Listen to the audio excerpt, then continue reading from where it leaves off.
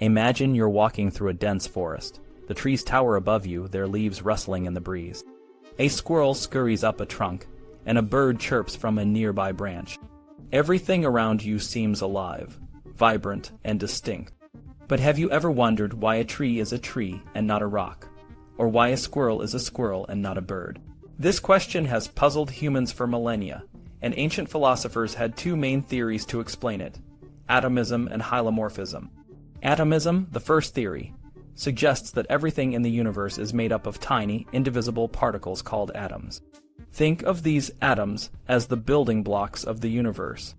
According to this view, a tree is a tree because its atoms are arranged in a specific way, and a rock is a rock because its atoms are arranged differently. Changes in the world, like a tree growing or a rock eroding, are just the atoms rearranging themselves. This theory was popular among thinkers like Democritus and Lucretius, who believed that the universe is a vast, random assembly of atoms colliding and sticking together. However, another philosopher, Aristotle, found this theory unsatisfactory. He argued that atomism couldn't explain the consistent and organized nature of living things. For example, trees have roots, branches, and leaves, and they grow in a predictable way. Animals have specific body parts and functions, and they follow life cycles. If everything were just a random collection of atoms, why would we see such regularity and purpose in the natural world? Why don't we see trees with branches growing in random directions, or animals with limbs in the wrong places? Aristotle proposed an alternative theory called hylomorphism. In this view, everything in the physical world is a combination of matter hyl and form morph. Think of a sculptor working with clay. The clay is the matter, and the shape the sculptor gives it is the form. Just as a lump of clay can be shaped into a statue, Aristotle believed that everything in the physical world is matter shaped by a specific form. This form gives the matter its structure and function, making it what it is. For Aristotle, the form of a tree includes not just its physical shape, but also its biological functions, like photosynthesis and growth. The form of an animal includes its organs, behaviors, and life cycle. This means that a tree is a tree not just because it looks like a tree, but because it has the functions and processes that make it a tree. Similarly, a squirrel is a squirrel because it has the form that gives it its specific abilities, like climbing and storing nuts. Aristotle's theory also addresses the question of change. He introduced the concepts of potentiality and actuality. For example, a lump of clay has the potential to be shaped into a statue, but it isn't actually a statue until it is shaped. Similarly, a tree has the potential to grow taller, but it isn't actually taller until it grows. Change, according to Aristotle, is the process of something moving from potentiality to actuality. This explains how things can change over time while still remaining the same in their essential nature. Aristotle's theory wasn't without its challenges. One major issue was how to explain the unity of complex living things. If a tree or an animal is made up of both matter and form, how do these components come together to create a single unified being? Some philosophers, like Thomas Aquinas, argued that the form is what gives the matter its unity. For example, the form of a tree organizes the matter in a way that makes it a tree, and this form is the essence of the tree. Other philosophers, like John Duns Scotus and William of Ockham, believe that there are multiple forms at work in living things. They argued that a tree has a form that makes it a plant, another form that makes it a tree, and possibly even more forms that give it its specific characteristics. These debates about the nature of matter and form have continued to shape philosophical thought for centuries. They raise fundamental questions about the nature of reality and the principles that govern the physical world. As you continue your journey through the forest, remember that the trees, the rocks, and the animals around you are not just random collections of atoms, but intricate combinations of matter and form, each with its own unique story to tell. In the medieval period, scholars debated the nature of the human soul and how it relates to the body. This debate had significant implications for religious practices, such as the veneration of relics and the understanding of Christ's resurrection. Pluralists who believed that humans have multiple souls argued that this view better explained these practices and phenomena. Pluralists believe that the human soul is composed of different parts: the intellectual soul, the sensory soul, and the vegetative soul. These parts, they argued, are necessary to explain the various functions of the human body and mind. For example, the vegetative soul is responsible for growth and nutrition, the sensory soul for perception, and the intellectual soul for rational thought. Unitarians, on the other hand, believed that the human soul is a single, unified entity. One of the key issues was the veneration of relics, which are the remains of saints. Unitarians argued that if the soul is a single entity, then the dead body is not the same as the body the saint had in life. This raised questions about why the relics should be venerated. Pluralists, by contrast, argued that the different parts of the soul could continue to exist in some form even after death, thus justifying the veneration of relics. Another issue was the resurrection of Christ.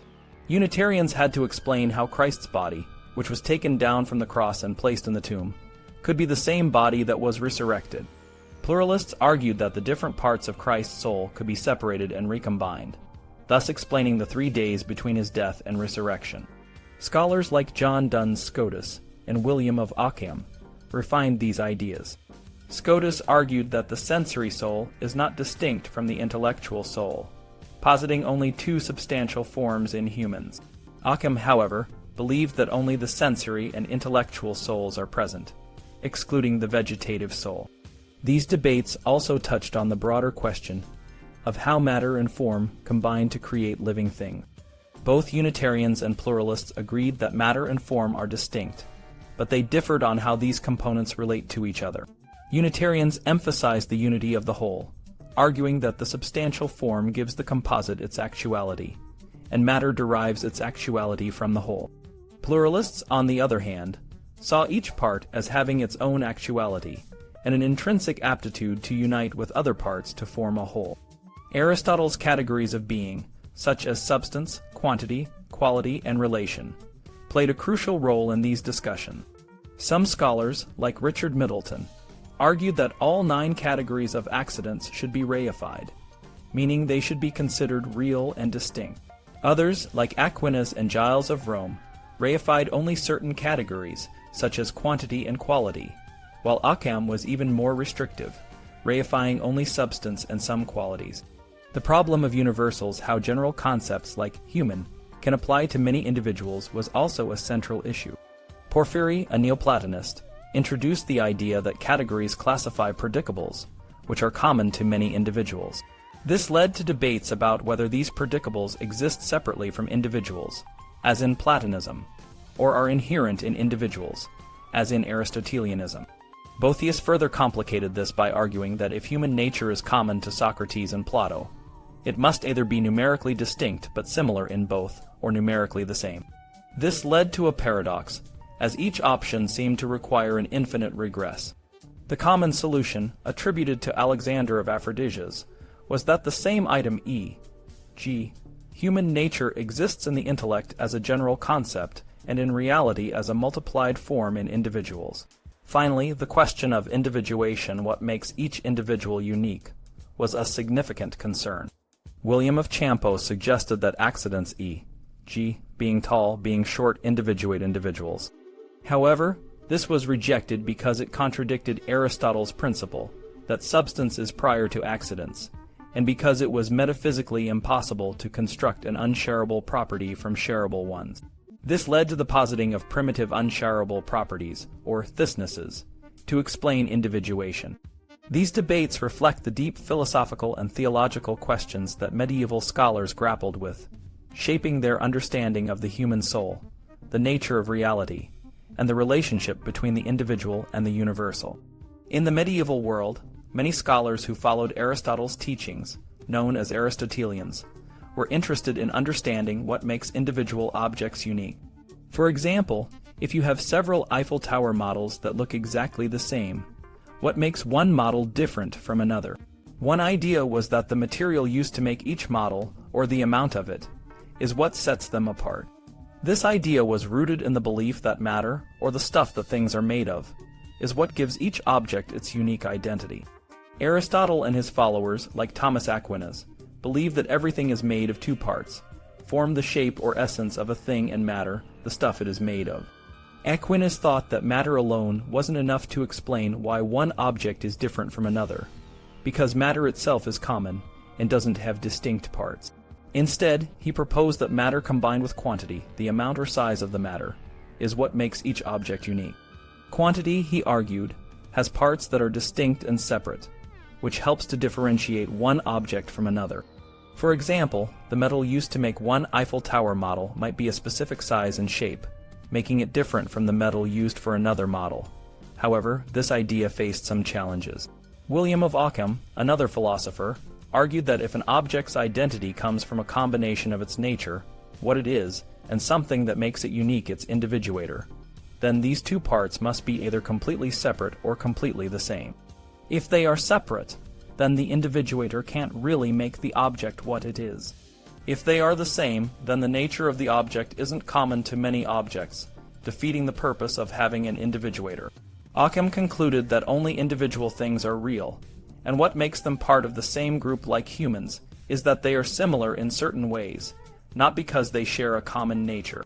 Another complex topic that challenged these ideas was the concept of place, especially in the context of the Eucharist, where the body and blood of Christ are believed to be present in the bread and wine.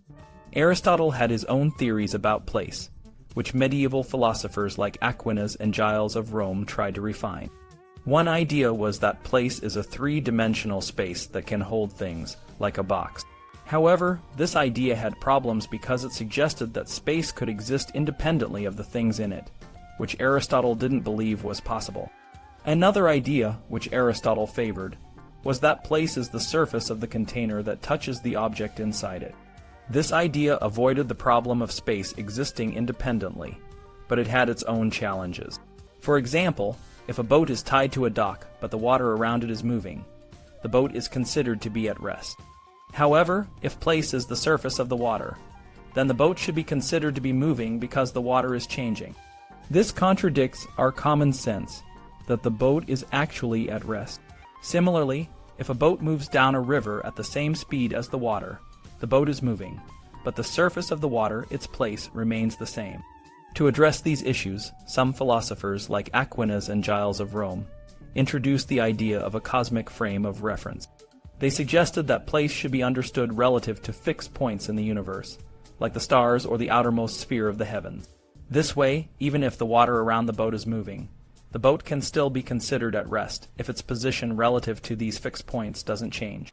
Giles of Rome further refined this idea by distinguishing between material place, the surface of the container, and formal place, the position relative to fixed points. This allowed him to explain that a boat could change its material place, the surface of the water, but remain in the same formal place relative to the fixed points, and vice versa. Despite these efforts, some philosophers like John Duns Scotus and William of Ockham still found problems with the idea of place as the surface of a container. They argued that if place is an accident, a property that depends on the thing it belongs to, it can't be truly immobile. This led to ongoing debates about the nature of place and how it relates to the movement of objects. In many cultures and throughout history, people have used material objects and rituals to connect with spiritual forces. The reason is simple. Life can be dangerous and full of challenges that go beyond what we can handle on our own.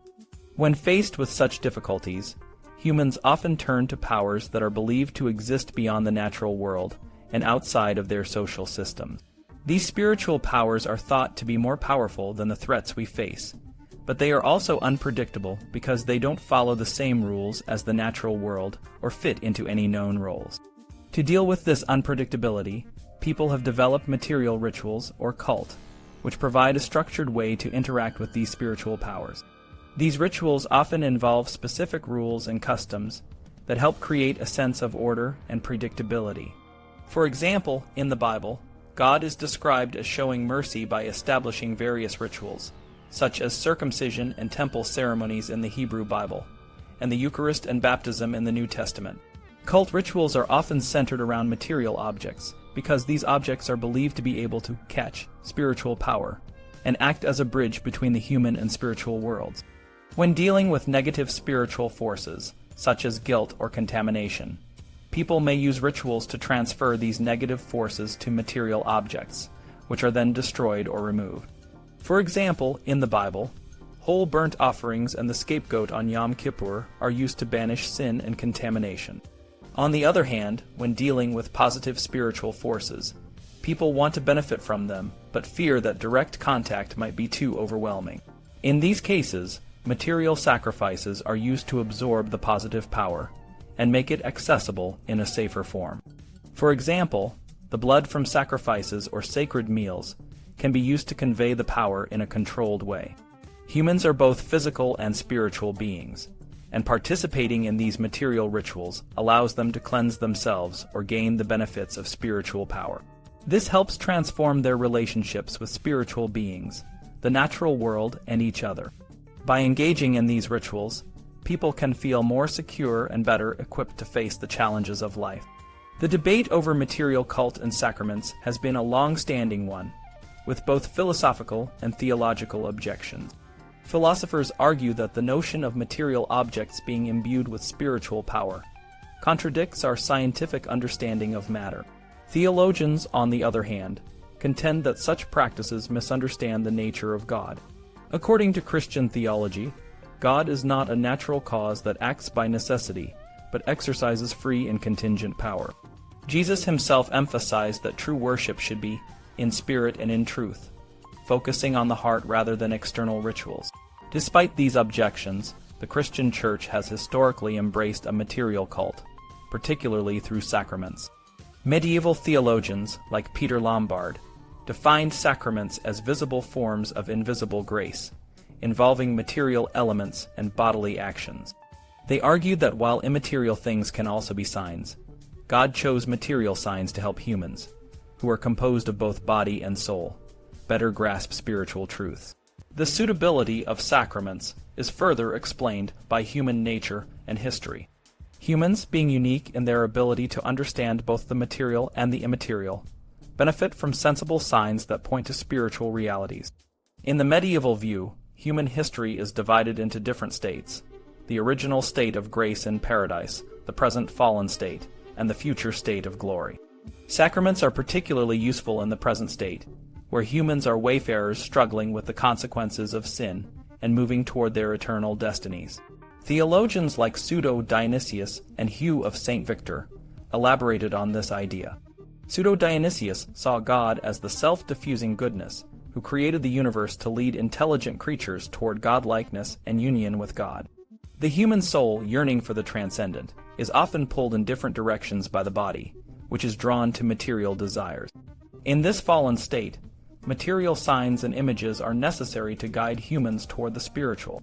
Baptism and the Eucharist, for example, serve as means of grace and union with Christ, both for the soul through contemplation and for the body through participation in the sacramental rites.